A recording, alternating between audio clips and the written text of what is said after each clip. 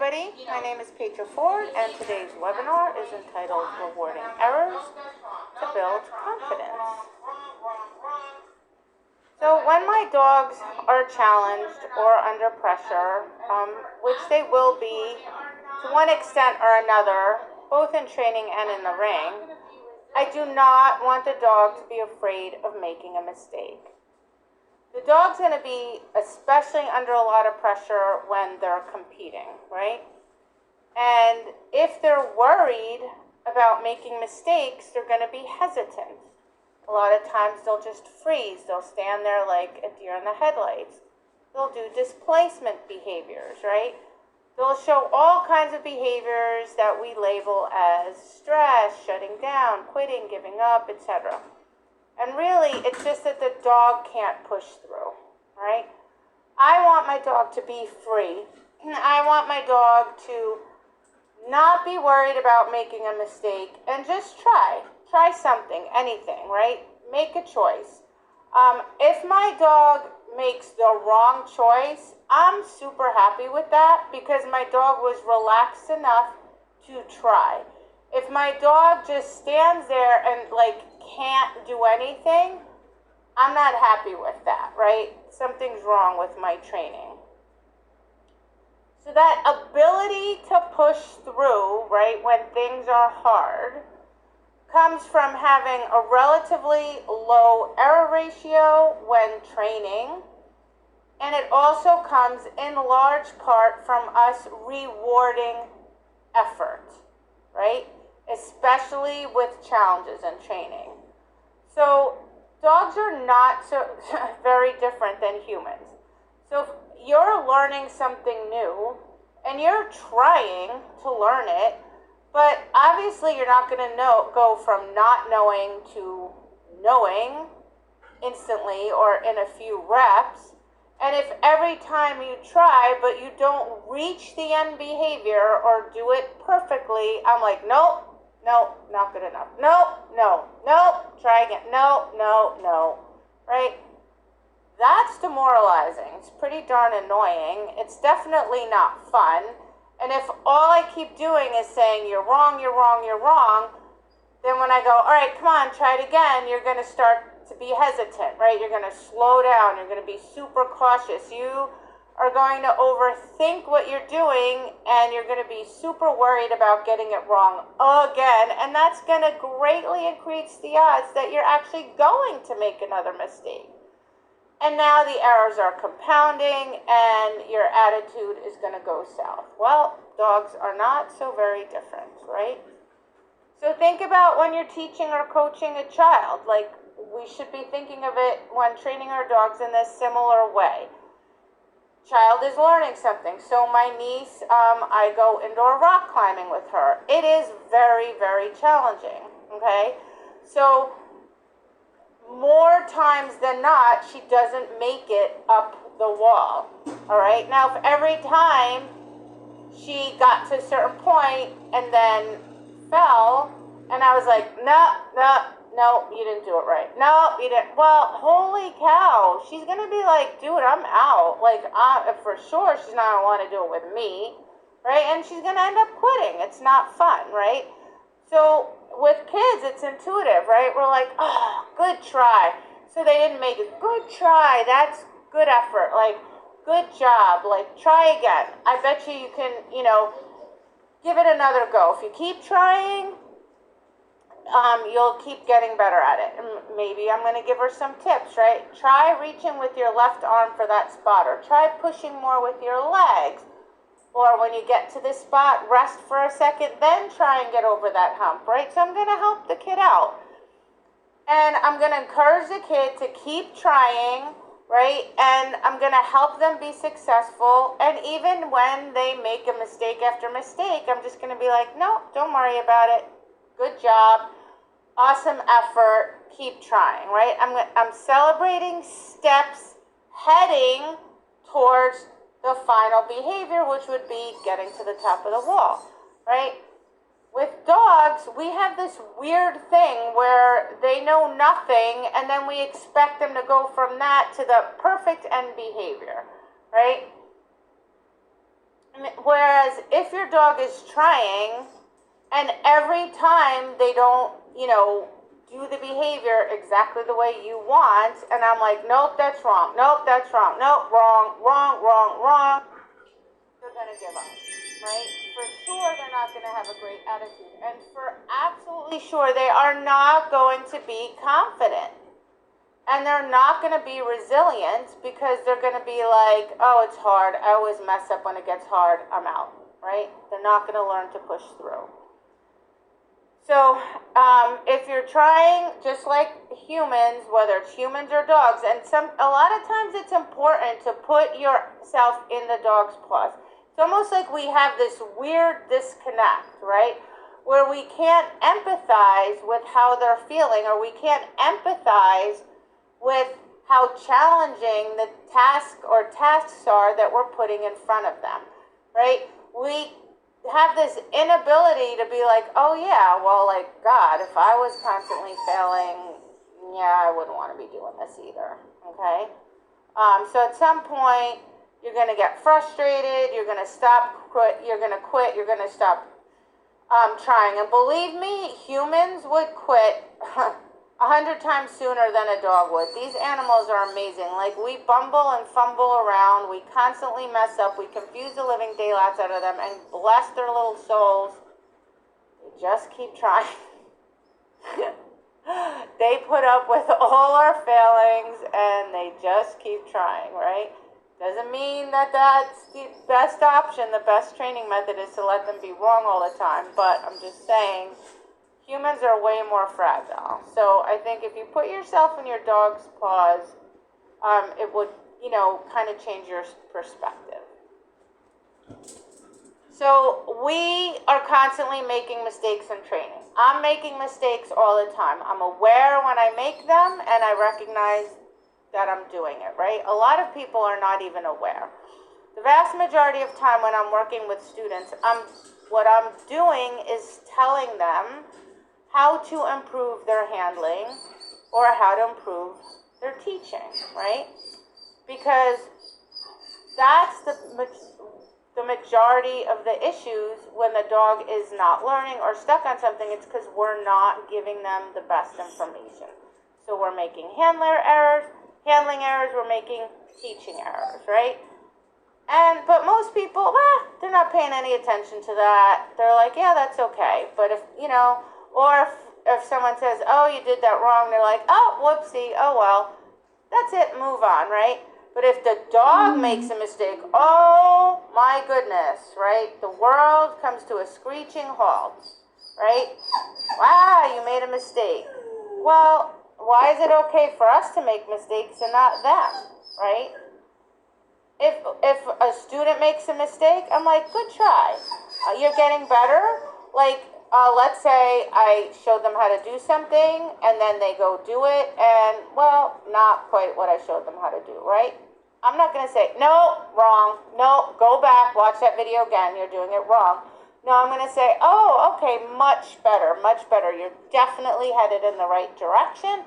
Now, what I want you to do is just tweak this piece a little bit, all right? Now, the important part here is I have to give them information. If I just say you're wrong, they need to figure out what happened, right? Well, if they knew, they would have done it in the first place. Nothing makes me more crazy than when people say to a dog, you did that wrong, and they do not tell the dog how to be right. You must give them information so they can make an adjustment, right? People just assume, oh, the dog knows it. The dog should have done it. No, I said no, the dog should know what to do. Yeah, again, the dog doesn't do it, the dog doesn't know it, all right? I'm just going to say to the dog, yep, okay, good job, you're headed in the right direction. Good try, here's a cookie. Now I'm going to give you a little more information. I am teaching. That's why I'm giving information and helping, because I'm teaching. I am not testing. When people are training their dogs, I feel like they're like, I give you information, then they move from there to testing. Nope, that's not right. So after that, it's either wrong or right. No. Keep teaching. You're teaching forever, right? If the dog's making an error, there's a hole somewhere. You need to figure that out, right? The dog is always trying. It's our job to teach them, okay? It's a really common belief that if the dog makes a mistake or doesn't meet criteria and you reinforce that, you're reinforcing the incorrect behavior and you're going to get more of it, right?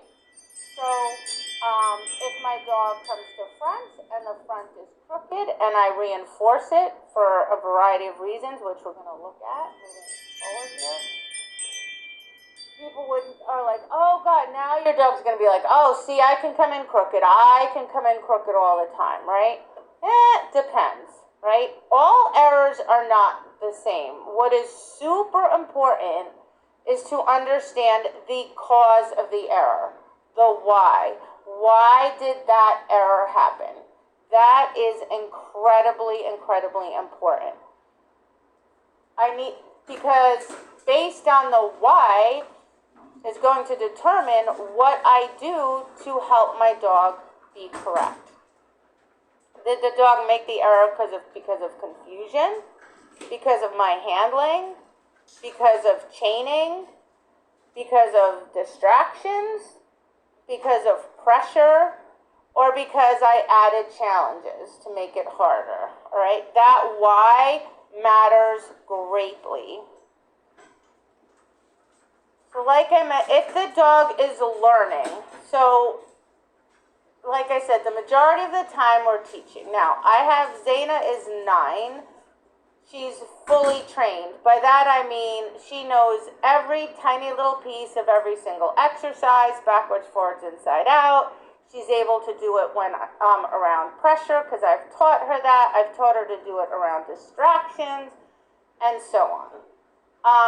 So in her case, assuming I do my job perfectly, if she makes an error, perhaps it could be her mistake because she's been taught well, extremely well. But most of the time, the dog is learning, right? The dog doesn't know. When we're teaching behaviors, the dog is learning. When we introduce the dog to distractions or pressure, the dog is learning. We're teaching. The dog does not know right from wrong, right? My job is to show the dog how to be right. If the dog is wrong, it's my bad. Maybe I didn't explain it clearly enough. Maybe I didn't break the behavior down enough. Maybe I'm training an environment that's too challenging for my dog, right? That's a teaching error. It's not a dog's fault error. It's my error, right? So I'm just going to go, no worries, buddy. We're going to try again. Here's a cookie. Let's just try that again, and I'm going to do a better job this time.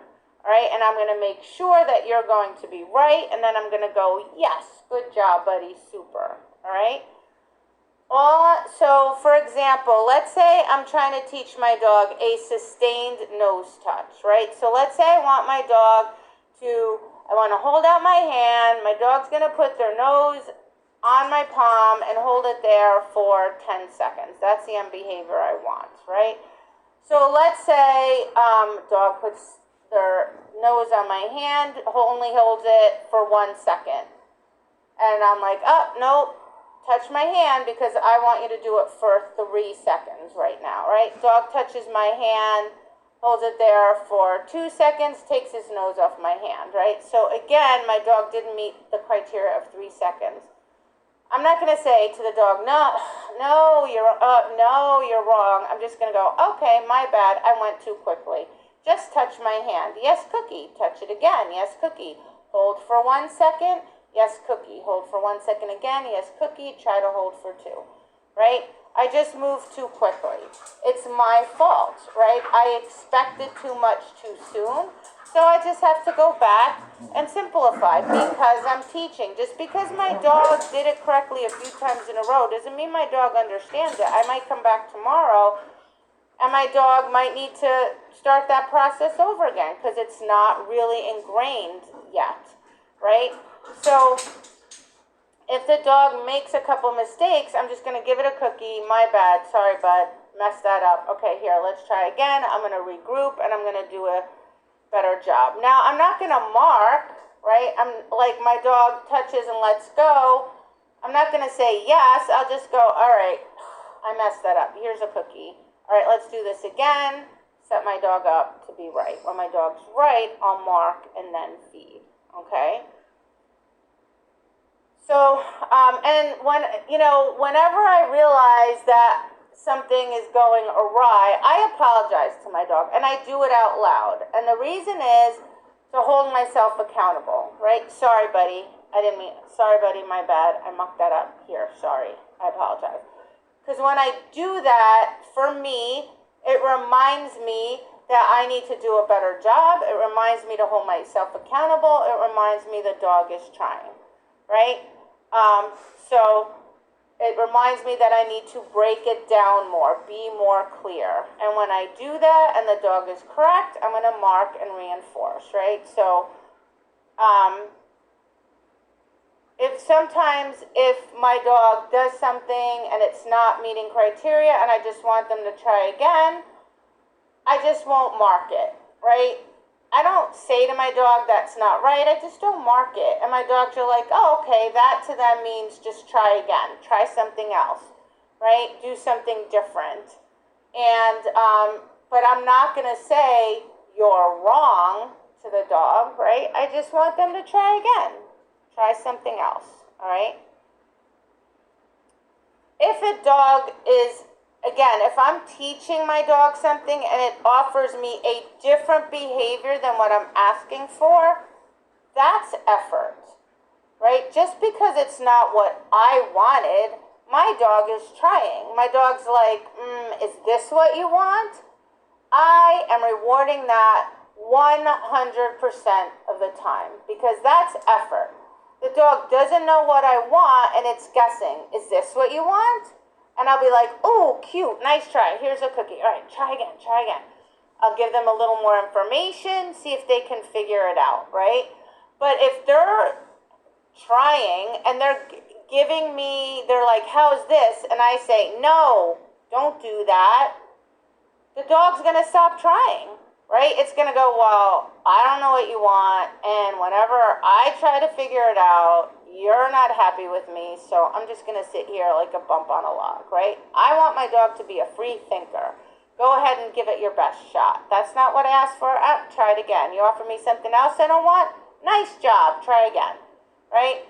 And then, again, if my dog keeps doing something I don't want, well, guess whose fault that is? Mine, right? I'm not being clear enough. I'm not breaking it down enough. I have to help the dog, right?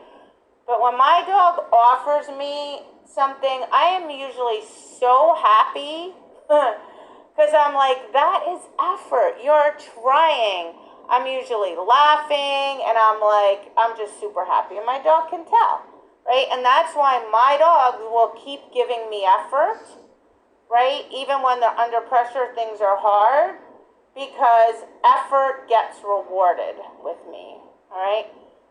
And we need to remember this is not world peace. Like people sometimes take this all a little too serious. So if my dog is stuck, for sure I'm going to help them out, right? Sometimes dogs like kind of get stuck and they're like, I don't know what to do. Here, let me help you because I don't want you to quit. I'm going to help you so you keep pushing through, right? Usually what the problem is people didn't break it into a small enough piece or they're not giving the dog enough information. They're making all kinds of assumptions in their head and just expecting the dog to do it. All right, don't leave the dog hanging. Remember, you're teaching, you're not testing. The only time you should be testing is in the ring in competition, right? The rest of the time, you're teaching. So if an error is caused by confusion, it means we're not being clear. Is that the dog's fault or is that our fault?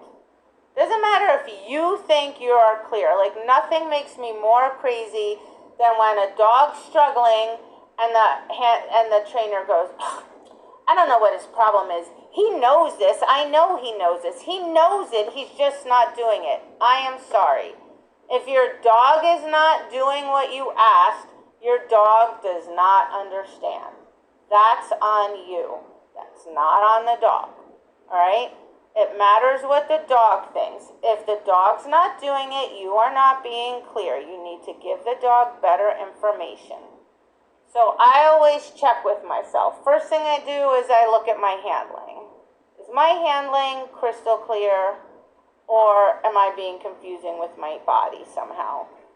Dogs rely very heavily on physical cues. Why? Well, it's their primary language, not words. Humans love talking to their dogs, and dogs are like, I have no idea what you're saying, right?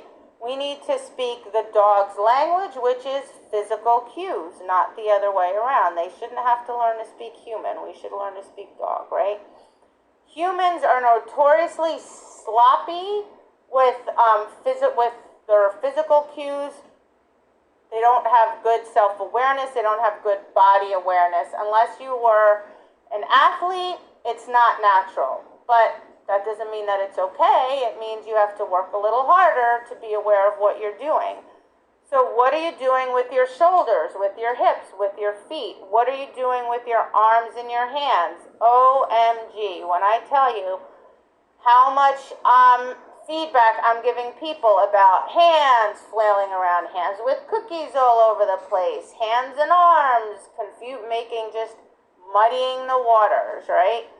What are you doing with your eyes, with your face, with your energy? If you're like frustrated, I don't care if you don't say no. If you're just like, oh my God, this dog, why? Guess what? Your dog's going to read that, all right? Your voice, if you get pitchy, or if you're like, come on, or the pitch of your voice, they notice that, they hear that, all right? So if you're not I'm pretty sure the vast majority of people are not aware. For sure not in real time, which means you have to videotape yourself and you have to go back and look at it. And you have to look at it from your dog's perspective. Like, what picture are you giving your dog? Does it make sense? Are you giving them a different picture every time? Is it constantly changing? That's very confusing, right? How is your footwork? Is your footwork clear? Is it consistent? Do you do the exact same footwork every single time? When my dogs make an error, for example, in heeling, right, I will never tell them they're wrong. Never. Ever, never. Not the first time. So if I do a halt and my dog doesn't sit, I'm not going to say to my dog, you're wrong, right? I'm going to be like, okay, buddy, let's try that again. Now, in the redo, I'm going to make 100% sure I cue the halt properly, and oh, guess what happens 99.9% of the time? My dog sits. Go figure, right? So, had I told my dog the first time they were wrong, that would have been grossly unfair. The dog did what my feet told it to do. I did not tell it to sit, therefore the dog did not sit. The dog was actually correct, right? So, I need to make sure I'm doing my job right. Boy, never was that more obvious to me than when I was learning how to, never really learned properly, how to do agility, right? Every time my dog went the wrong way, guess who sent him that way? 100% of the time. That would be me, right? It was the most maddening thing, but I knew it was me every single time my dog went off course or made a mistake or, made what appeared to be a mistake. It was my error. I caused the dog, I sent the dog that way. I gave the dog the incorrect information or confusing information, right? So, if I'm doing agility and I send my dog the wrong way, I'm not going to go, even if I know it was my fault, because then my dog's going to think, oh God, I made a mistake. I just send the dog, I go, good job, buddy, here you go. Toss the dog his toy or a treat, go back, do it again, give the dog the correct information. Surprise, dog does it right. Yay, okay? So, take responsibility. If my handling is clean, so let's say my dog didn't sit on the halt, I do it over and my footwork is perfect. Oh, all right, well, that just means I need to review that with my dog, right? So I'm just going to go back to how I taught it, and I'm just going to break it down, and I'm going to help the dog be right. Just do a little refresher. I'm not going to be like, oh, I said sit, sit. No, I'm just going to, something got muddied in the dog's head somewhere, something got confused, most likely caused by me somewhere along the line. I'm just going to show you how to be right. All right, I'm just going to isolate that piece out, break it down, help the dog be right, reward it heavily, right, to increase its value. So I'll do a bunch of halts, yes, feed, halt, yes, feed, halt, yes, feed. And I'll do that for several training sessions, and when that piece is solid, I can go put it back in the chain, right? Cues. Sometimes again, because we're not super aware of what we're doing with our bodies, oftentimes people will have cues for two different behaviors, but the cues look very similar, all right?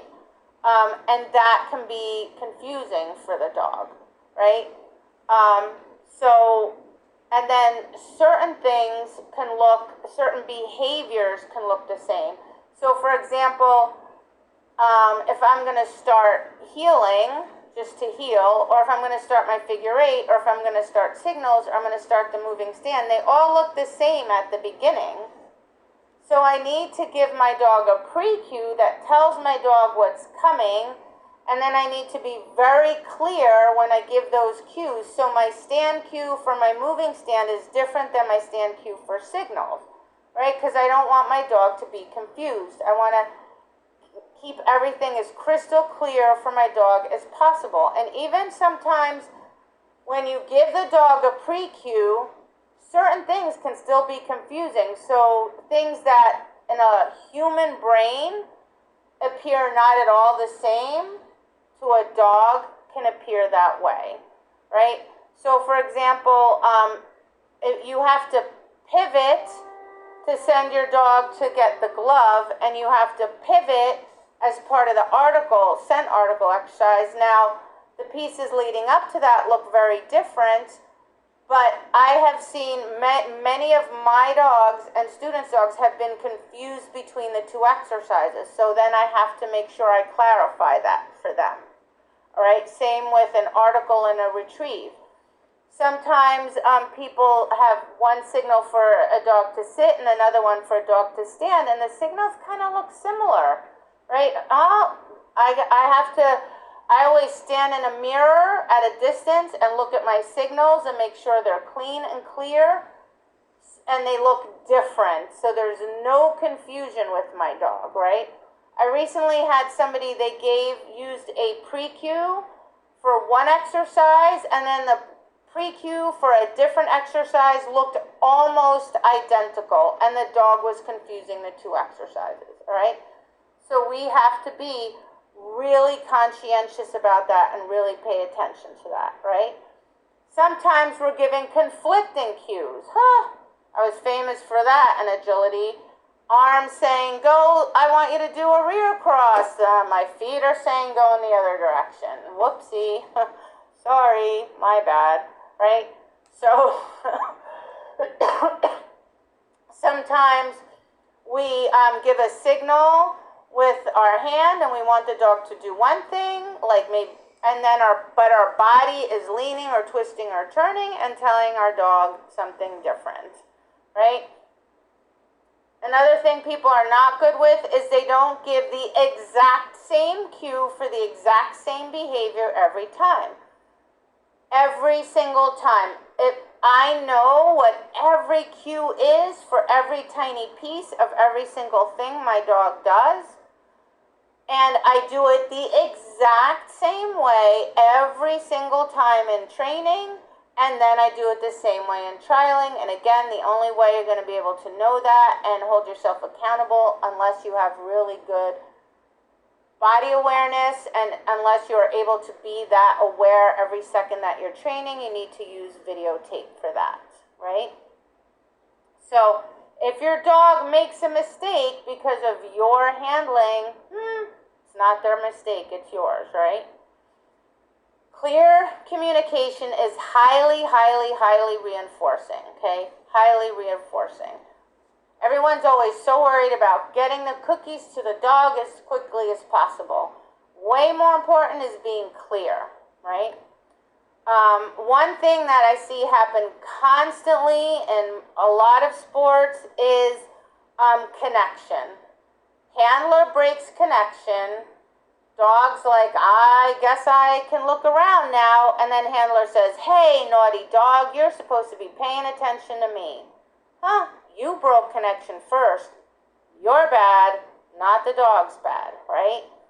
If I disconnect from my dog, and so that it really only happens to me if I'm giving a live seminar or if I'm recording something and I'm talking on the video, I'll be explaining something and then it makes me disconnect from my dog. Well, my dogs hold me accountable. My dogs are like, hey, you broke the rule, right? But most dogs are not that confident and outspoken, right? Most dogs just go, either they get really worried or they get confused or they get distracted.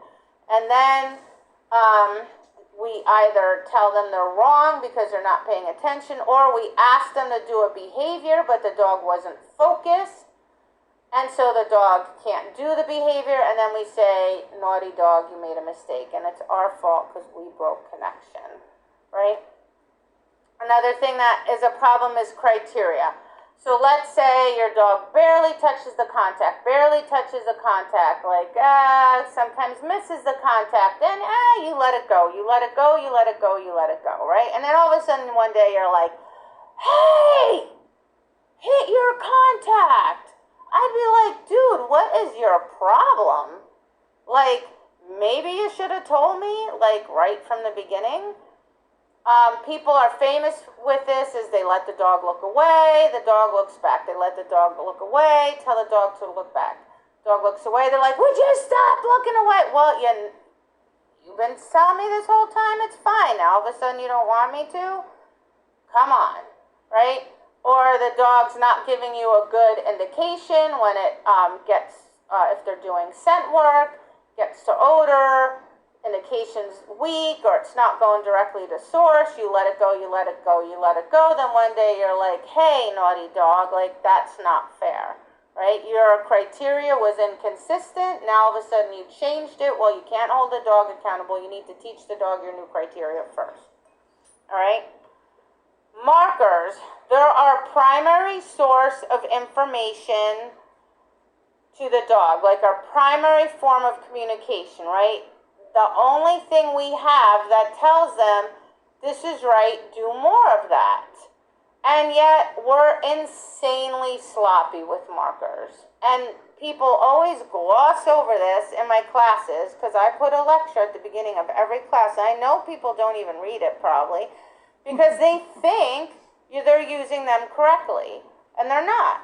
So you should have a definition, a clear definition for each one of your markers, right? And then you need to use them correctly, and you need to use them consistently. People are always interchanging their markers, not using them, saying, wow, good dog, blah, blah, blah, or then saying yes, or clicking way later, or, timing is super important. So the definition, using it correctly, using it consistently, and timing, it's all super important, all right? If your markers are being used consistently and correctly, you'll know, because your dog's face is going to tell you. When I say yes, my dogs light up like a Christmas tree, and they expect food. It's clear as day. If I say yes, and I present a toy, my dog won't take it. It's like, nope, you said yes, yes means food. That means I'm very consistent.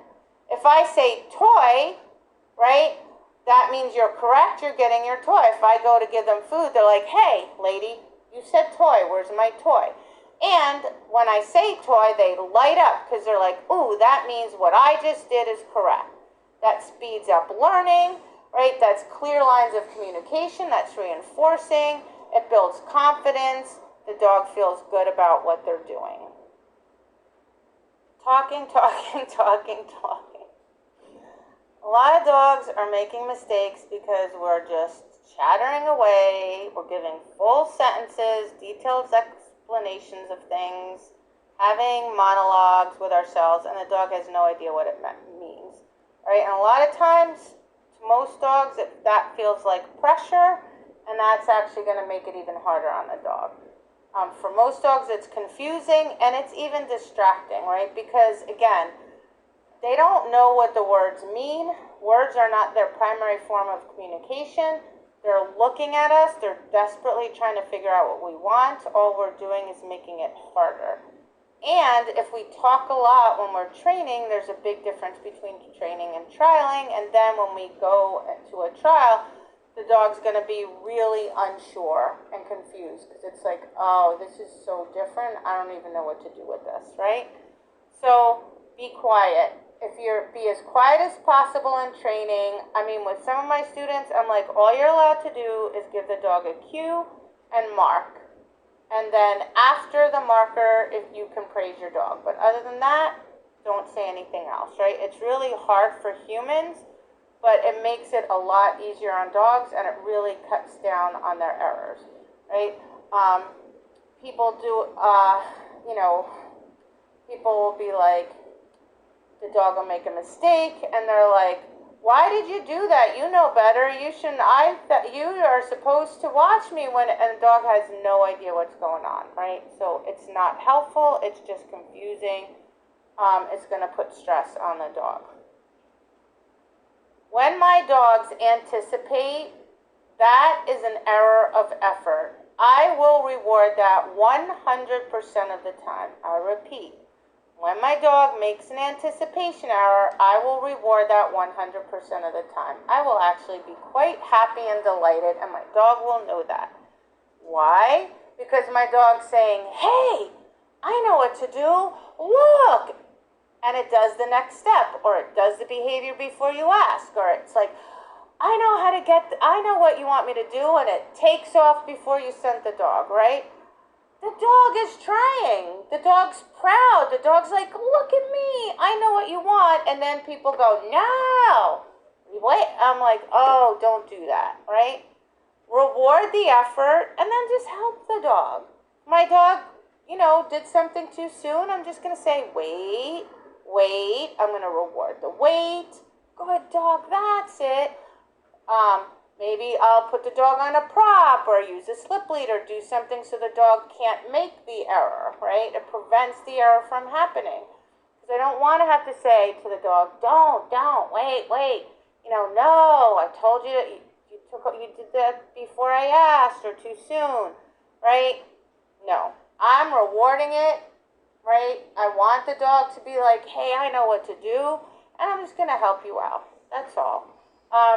Which is different than lack of impulse control, right? Like if you have a dog and it just is struggling with impulse control and it's making errors based on impulse control, then it just means I need to work on that separately, right? That's not anticipation, that's impulse control. I work on that separately, out of context, right? If the dog's having impulse control issues within an exercise, then I'll just pull that piece out, work on that piece separately, make it really strong, then I'll put it back into the chain. So if a dog has a problem with start line stay, I'm just gonna work that out, right? I don't wanna keep going to run a course or piece of a course, the dog gets up and I'm like, no, go sit, no, sit, no. No, I'm gonna work that out separately, right? And then I'll put that back into what I'm working on, right? And also, too, a lot of times people don't reward the wait. They want the dog to wait for the next cue, but they never reward the dog for waiting, right? Especially if I have a dog that struggles with impulse control, I'm rewarding that wait a lot, heavily. Good dog, that's it, good. I'm going to keep rewarding it. we're just so impatient to always go on to the next thing that we're not very good about doing that, all right? When my dog does a series of behaviors, right, so a behavior chain, and it gets to the end of the chain, and it's not perfect. So, for example, dog does a challenging search, and then the indication isn't exactly what you want, or the dog does a whole sequence and then it like pops out of the last like a few weave pulls, or the dog does a whole exercise and then its front or finish isn't perfect. Honestly, I reward that, because if in that moment I say that's wrong, all the dog remembers is that they made a mistake, and all that work that they did before, that whole chain, which was 95 to 98% correct, and all you're focusing on is the error, right? The one little piece the dog did wrong. I'm not going to do that. As a matter of fact, leading up to nationals, I didn't have enough time. Like, I had to teach Zesty so many challenging things that would occur there that I really didn't have time to also teach him, like, to give me good fronts within a chain in a way that was positive. So I just let it go. So he would do a challenging, a challenging sequence. Front wouldn't be perfect. I'd go, yes, super, buddy. That was amazing. Good job, because of all that work my dog just did. And when it got to the very end, it just didn't have enough left in it to like push and get that piece right. Oh, so what?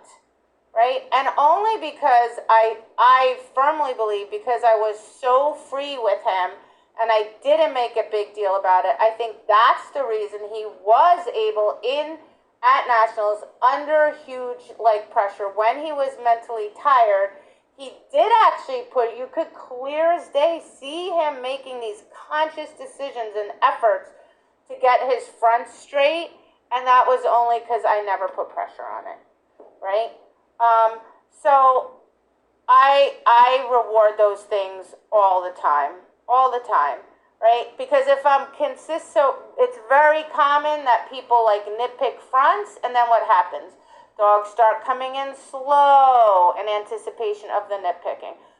The piece before the dog comes back to you starts getting slow. So dog goes to get the dumbbell, picks it up slow, oh God, I have to go back, and then I have to deal with the front, right? It bleeds negatively backwards into the exercise, because the dog's dreading that end piece where it's always problematic. So the effort's going to decrease.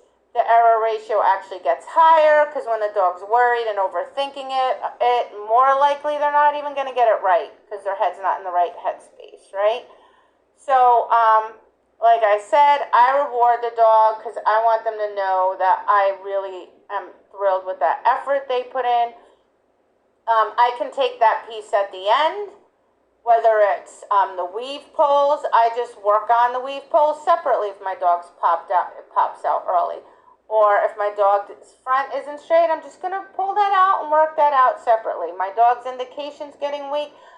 I need to pull that out and work on that separately, right? I'm not going to address that when it's part of a chain, because all it's going to do is demoralize the dog, right? And if I'm like, wow, that was a good effort, and I acknowledge that effort, my dog's going to be really confident, and guess what? They're going to give me more effort, and they're going to keep giving me effort. And if they keep giving me effort, and I'm a good teacher, guess what? Those end pieces eventually are going to be perfect, right? All on their own. They're just going to evolve that way, because the dog is confident and relaxed, and then the dog's giving you more and more and more effort, right?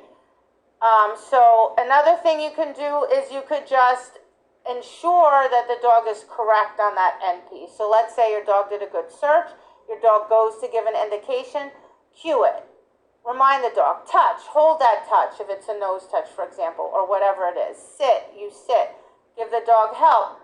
Put a prop out there so the dog can't be wrong. Give the dog a little extra information to help the dog be right, rather than let the dog be wrong. We have to add challenges to training, because if you just teach the behaviors in isolation, like in your yard or in the building where you train every week, right, and then you go and you put the dog under trial conditions, your dog's going to struggle. They're not prepared, right? Now, we can't predict everything that's going to happen at a trial, because I've been trialing for decades, and guess what? To this day, unique challenges present themselves on trial. At trial. So I don't think I'm going to prepare my dog for every eventuality, but I am going to teach my dog to generalize the concept that no matter what happens, this is the behavior chain, do that behavior chain, right? When I add challenges, the goal is that it should increase the dog's confidence, it should build resilience, right? Teach the dog you can do it, push through, and it should improve commitment to the task. That's the goal. That's what I want when I add challenges. In the old days, we called this proofing, and that meant you set the dog up to fail. So you presented a hard challenge, waited for the dog to muck it up, and then you corrected the dog. Well, what happens? The dog sees a challenge, the dog goes, oh, crap. This is not good. Every time stuff like this happens, I do it wrong and I get in trouble, right? So you're going to get a dog that's really worried, really hesitant, and really unsure, right? And then because a dog's in not a good, clear-headed state of mind, the odds are high they'll make the error. It becomes a self-fulfilling prophecy. Like, see, every time it gets hard, things go south, right? I fail, I get in trouble. I don't want that. I want to add a challenge, and then I want my dog to be able to succeed. I don't care if it's messy. I don't care if it's not perfect. I just want to see the dog put in some effort, and then I'm going to go, great job. So a perfect example is I had a student. She put out some toys, and she threw the dumbbell, right?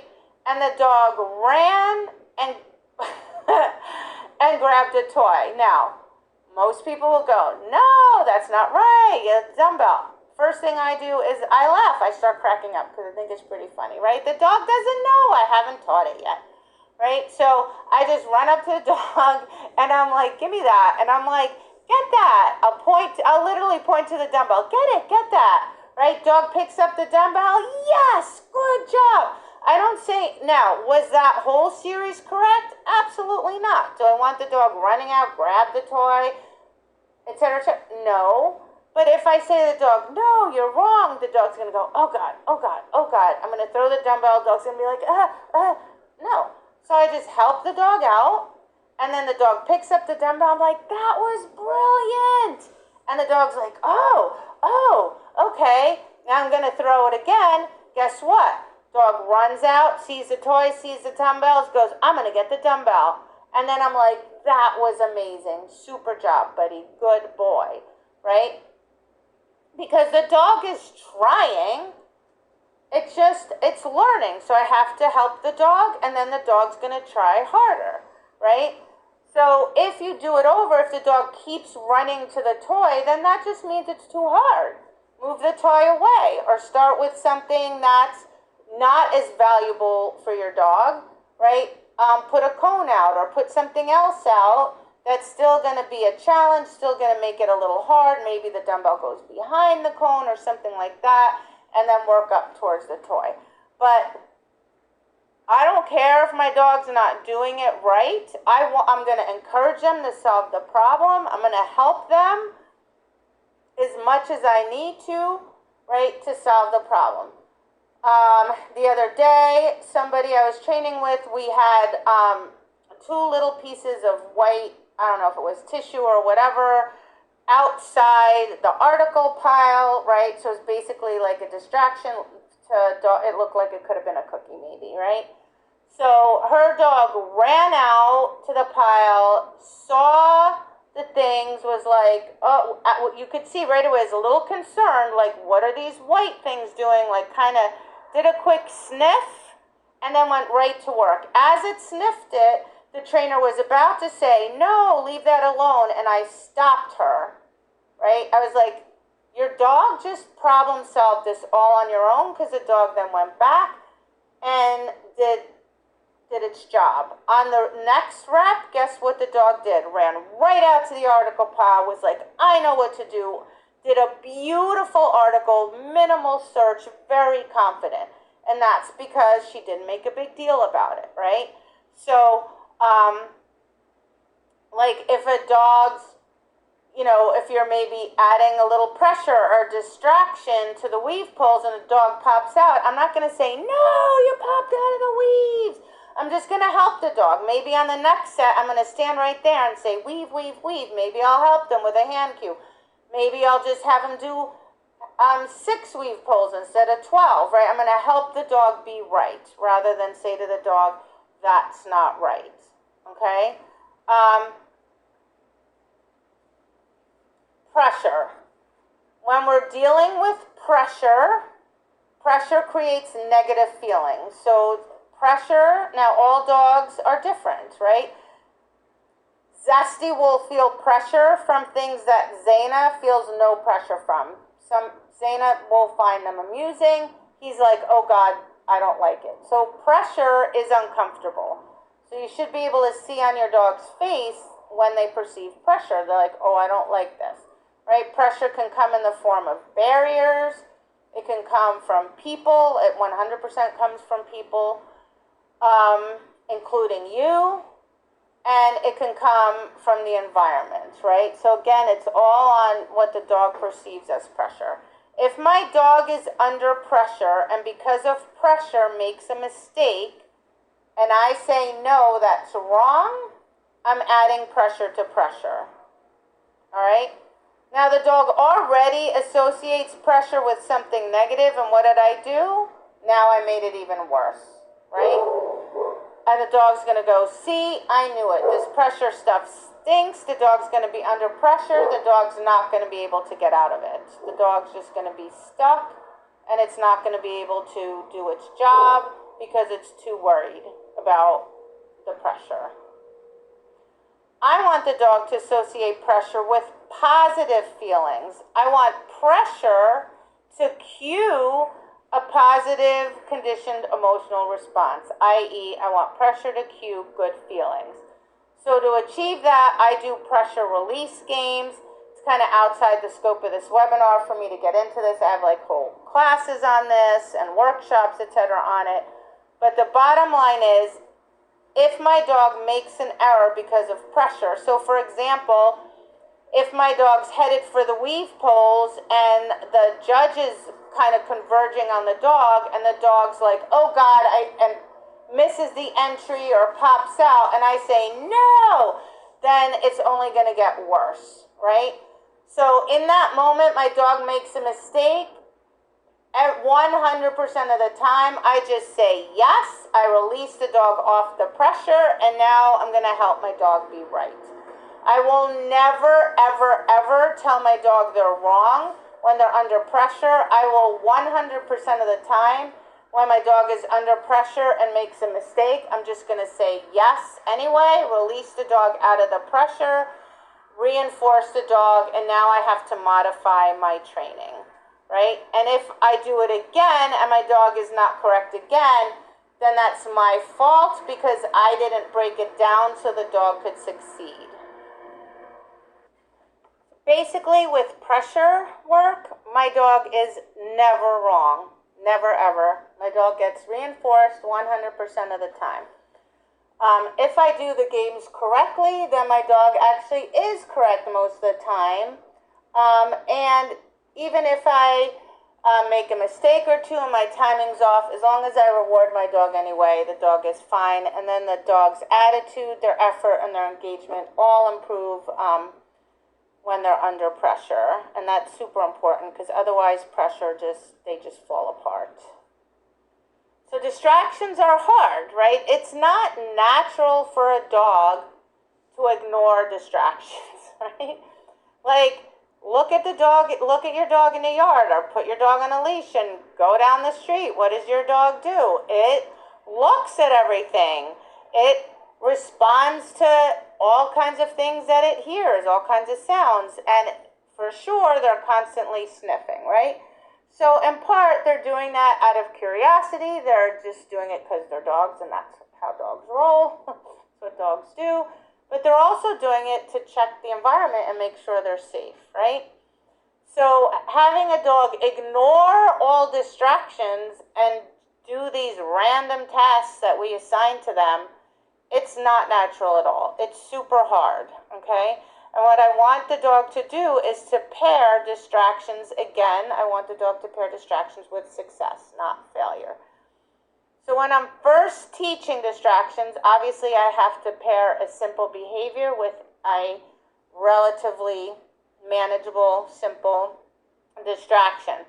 My dog's attention is still going to be a little bit split, right? Which means what? Well, the quality of behavior more than likely will degrade.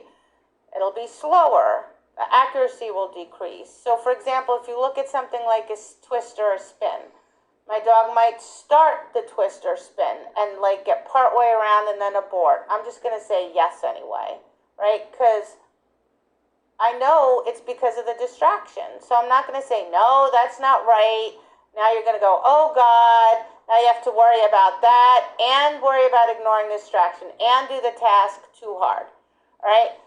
If my dog does the twist or spin but does it slow, that's okay. Yes, good job. You're doing the best you can under these circumstances. If you keep rewarding, guess what? It's going to get faster and faster. The behavior will get stronger and stronger, right? Because the dog is trying, they're doing the best they can in that situation, right? But that's going to make them more and more confident. You're going to get more engagement. The distraction is going to start fading into the background. Now, the biggest mistake people make, and I hear this constantly, is they teach the dog some behaviors at home. I'm like, you've got to get out of the house. You can't only train in your house, right? So they take the dog somewhere where it's distracting, like a parking lot or a hardware store or something, and they expect the dog to do complex behaviors the same way they do them at home. No, that's not going to happen. Your dog is distracted, right? It's harder to concentrate. Their attention's going to be split. Therefore, the quality of work won't be as good. You're going to have to ask them to do easier tasks. Maybe you're going to have to help them to be right. For sure, you want to reinforce every little effort they give you, right? Because otherwise, they're just going to fail. Or they're going to go, oh God, every time there's distractions around, I fail and I fail and I fail. Now they have a negative association instead of being confident, right? If I'm somewhere and my dog can't even do simple behaviors, guess what?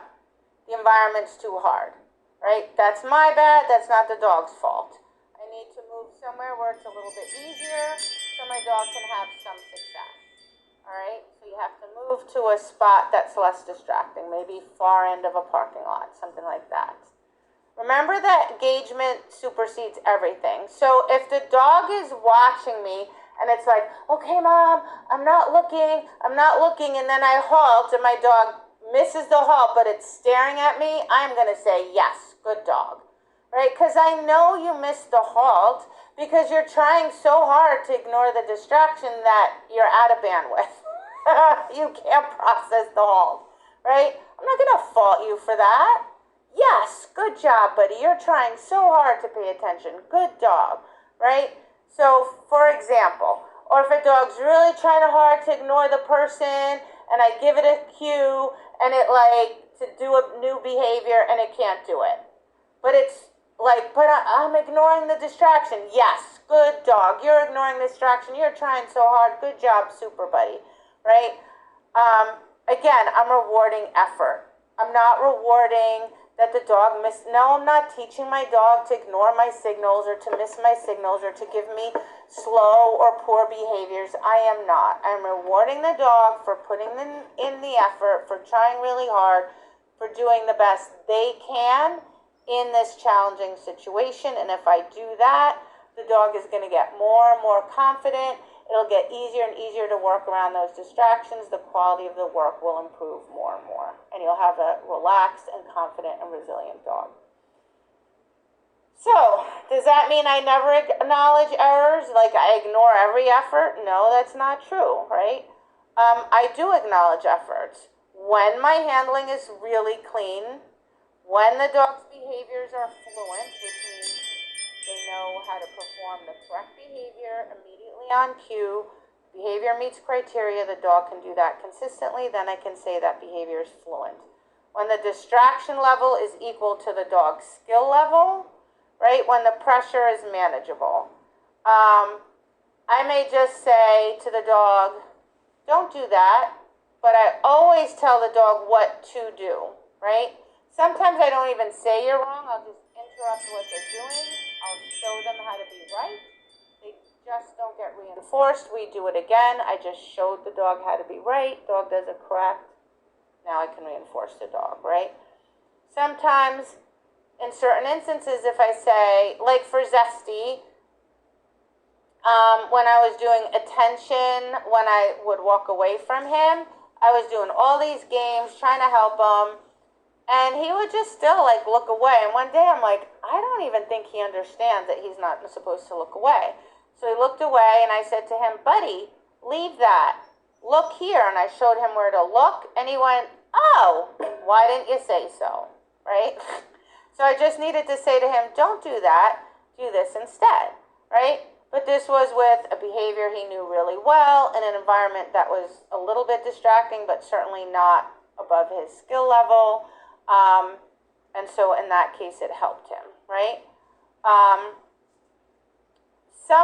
Sometimes though, I don't even have to say to the dog, you're wrong. Like sometimes a lot of dogs will make a mistake and they'll already be beating themselves up. So with Zeal, I never told him he was wrong, ever. He made a mistake. He was already going down a rabbit hole of like beating himself up to the nth degree. He could not abide being wrong, right? In those cases, I just release him, do a bunch of tricks, give him some cookies for the tricks, show him how to be right, and then he'd be fine, right? So depending on the dog, with Zaina, I have to be very clear. No, don't do that, do this, right? But again, only when all the other criteria have been met that I mentioned in the prior slide, right? But again, I don't make a big deal about it. I'm not like, no, my God, what are you doing? Blah, blah, blah. Don't you know this? No. Just, no. Or I just interrupt the behavior, don't even say no, whatever the case. And then 100% of the time, I tell the dog how to be right. This is where people go wrong.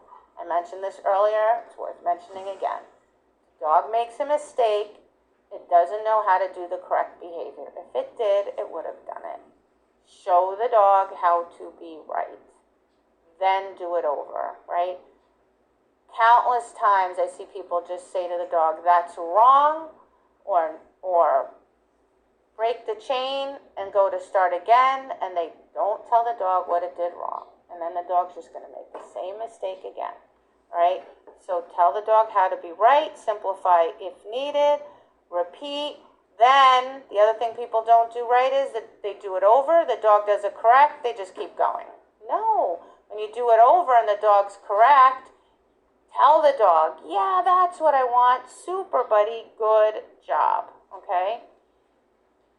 So if the dog makes a mistake and I indicate that was a mistake, I give the dog information, the dog makes the same mistake or another mistake, then there's confusion, right? I'm not going to go down a rabbit hole here. I need to break it down. I need to simplify. I need to figure out what my dog is confused about. I need to solve that problem so I can give the dog better information. That's my job. Errors in the ring. Dog makes an error in the ring, the error's done. In that moment, they're already worried or confused or overfaced. That's why they made the error in the first place, okay? That was the cause. They were already not in a good headspace. They made the mistake, and now they're like, oh God. Most of the time, they're aware that they're not doing the right thing. Now you're going to tell your dog you're wrong. You really think that accomplishes something productive? No.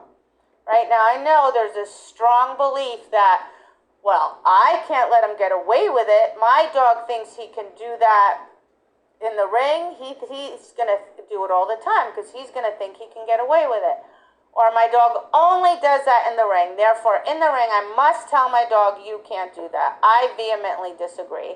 I have 100% of the time when someone's told me their dog only does it in the ring, I've been able to replicate the error in training because there's a hole in your training, right?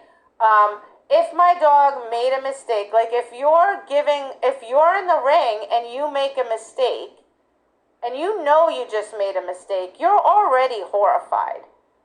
When you come out, do I in that moment need to go, hey, what are you doing? No, that's not right. You'd be like, I know, calm down. I did not do it on purpose. I didn't mean to do it, right?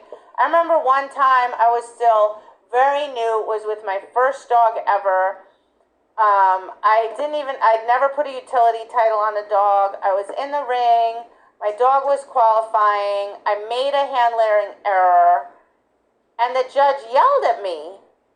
Why did you do that? You flunked your dog, blah, blah, blah. She yelled at me. Now, you don't think I was upset enough with myself? You don't think I was already and going to, for days, beat myself up for causing my dog to flunk utility when he was qualifying? I really don't need you yelling at me. That didn't help anything.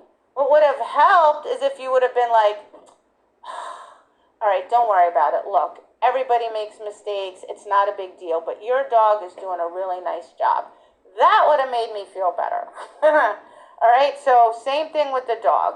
My dog makes a mistake in the ring. I will never, never, never tell my dog they're wrong. I mean, they'd have to do something blatantly bad, like leave me to go run out the ring or something, right? Anytime my dog makes a mistake in the ring, it's either a handling error or a training error, which means what? It's my fault. It's never the dog's fault.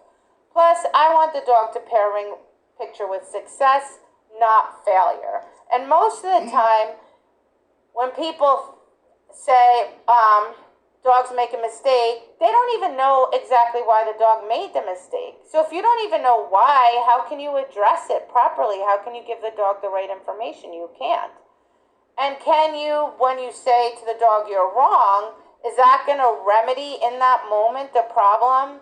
Are you sure? Because 99% of the time, not.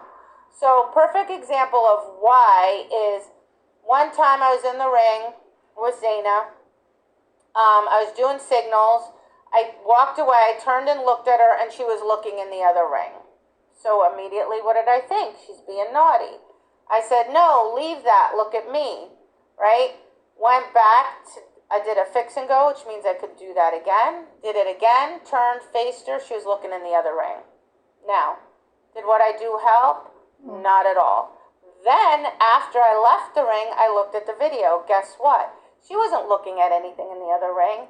The way the judge moved put an enormous amount of pressure on her, and she was really uncomfortable with that, and she was turning away to avoid the pressure. So now what did I do? I added pressure to pressure, right? I told her, I'm not going to support you in the ring. I made the whole thing worse, okay? When I saw that, I was like, oh boy, did I mess that up. And from that day forward, never again. Now, if I turn and my dog's looking, I would just go, Zaina, down, good girl, sit, nice. Give her the come signal, good girl, and I just go into training and support mode, right? Then I'd have to figure out, training is for me to figure out what happened, why it happened, and how to fix it, all right?